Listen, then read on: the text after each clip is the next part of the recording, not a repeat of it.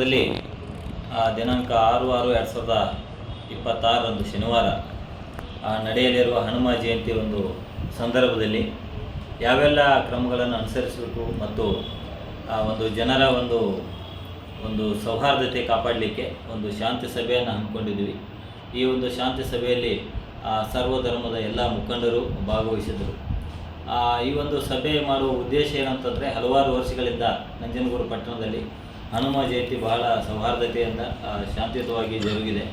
ಅದೇ ರೀತಿ ಈ ವರ್ಷವೂ ಸಹಿತ ಶಾಂತಿಯುತವಾಗಿ ಹಬ್ಬ ಜರುಗಬೇಕು.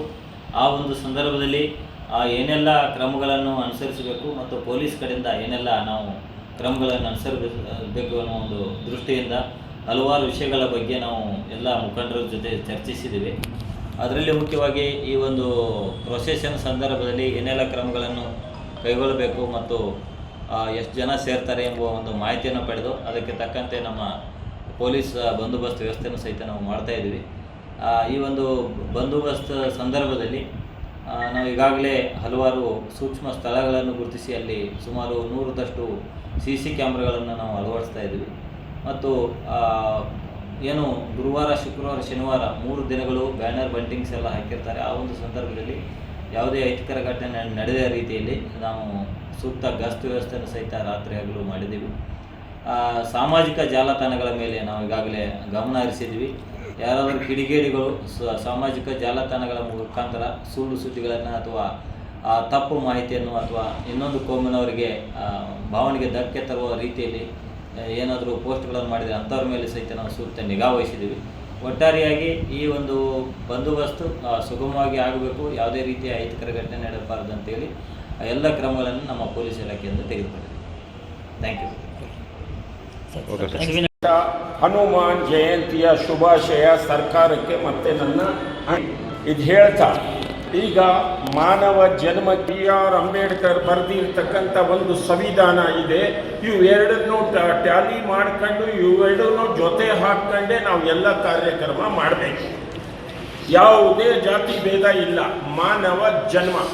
ಆದ ಕಾರಣ ನಿಮ್ಮ ಕಾನೂನು ಪ್ರಕಾರವಾಗಿ ಏನು ಹಬ್ಬ ನಡೀತಾ ಇದೆ, ಇದಕ್ಕೆ ನಮ್ಮ ಇಡೀ ಜನಾಂಗದ 7 ಮಸೀದಿಯ ಅಧ್ಯಕ್ಷರಾಗಿರಲಿ, 7 ಮಸೀದಿಯ ಮೌಲಾನಗಳಾಗಿರಲಿ, ನಾವೆಲ್ಲರೂ ಇದು ತುಂಬ ಇತಿಹಾಸ ಉಳ್ಳುವಂಥ ಹನುಮ ಜಯಂತಿ.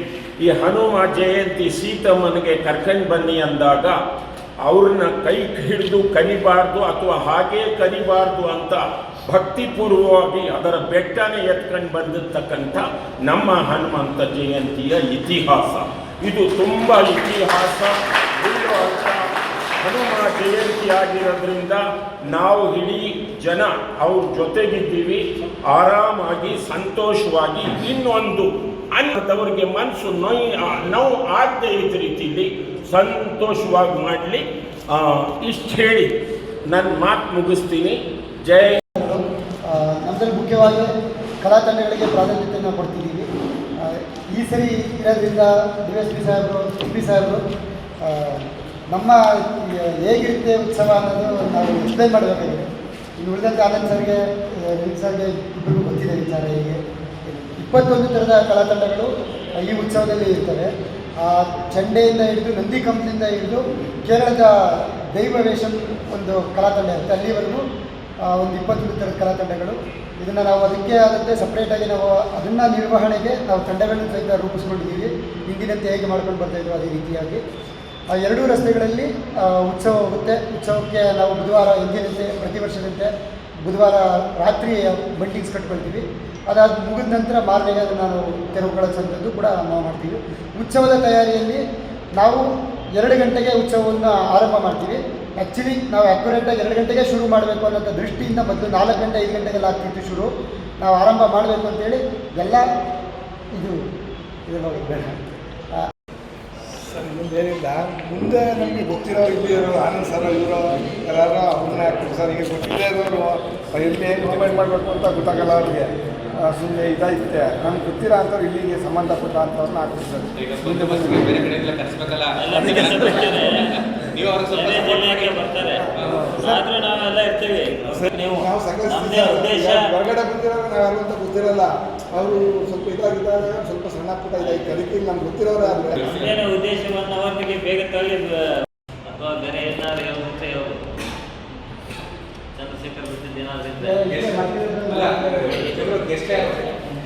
ಗೆಸ್ಟ್ ನಮಗೆ ಕಬಡ್ಡಿಯ ಸ್ವಾಮೀಜಿಗಳು, ಕಬಡ್ಡಿ ಮಠದ ಸ್ವಾಮೀಜಿಗಳು ಮತ್ತು ಸ್ಟೇಜ್ ಪ್ರೋಗ್ರಾಮ್ ಇಲ್ಲ, ಬರೀ ಚಾಲನೆ ಕೊಡೋದು, ಅಲ್ಲಿ ಭಾಷಣನೂ ಇರೋದಿಲ್ಲ, ಏನೂ ಇರೋದಿಲ್ಲ. ಬಂದು ಚಾಲನೆ ಕೊಟ್ಟು ಪುಷ್ಪಾರ್ಚನೆ ಮಾಡಿದ್ರೆ ಪುಷ್ಪಾರ್ಚನೆ ನಂತರ ಉತ್ಸವ ಹೋಗುತ್ತೆ. ಯಾವ್ದಾರ ಸರ್ಕಲ್ ಎಲ್ಲರೂ ನಿಲ್ಲಿಸೋದು ಆ ಥರ ಏನಿದೆ? ಯಾವ ಥರ ಮೂಮೆಂಟಲ್ಲೇ ಇರ್ತಿದೆ ಸರ್. ಕೆಲವು ಕಡೆ ಸರ್ಕಲ್ಗಳಲ್ಲಿ ಈ ಕಲಾ ಪ್ರಕಾರಗಳು ಪರ್ಫಾರ್ಮ್ ಮಾಡ್ತಾರಲ್ಲ, ಅಲ್ಲಲ್ಲಿ ಒಂದು 5 ನಿಮಿಷ ಸರ್ಕಲ್ಗಳಲ್ಲಿ ಇದನ್ನು ಮಾಡ್ತೀವಿ. ನಾವು ಇದನ್ನು ಕೂಡ ಬೇರೆ ಬೇರೆ ಕಾರ್ಯಕ್ರಮಗಳನ್ನ ಮಾಡ್ಕೊಂಡು ಬಂದಿದ್ವಿ. ನಾವು ವೇದಿಕೆ ಕಾರ್ಯಕ್ರಮ ಅವತ್ತು ಮಾಡಿ ಜೋರಾಗಿ ಇದು ಮಾಡೋದಕ್ಕಿಂತ ನಾವು ಎಲ್ಲೆಲ್ಲಿ ಕಾರ್ಯಕ್ರಮಗಳಾಗಬೇಕು ಅನ್ನೋ ದೃಷ್ಟಿಯಿಂದ ಒಂದು 5-6 ಕಾರ್ಯಕ್ರಮಗಳನ್ನ ನಾವು ಈಗಾಗಲೇ ಮಾಡಿ ಮುಗಿಸಿದ್ವಿ. ಅಲ್ಟಿಮೇಟಾಗಿ ಒಂದು ಉತ್ಸವವನ್ನು ಬಾಕಿ ಮಾಡ್ತೀವಿ.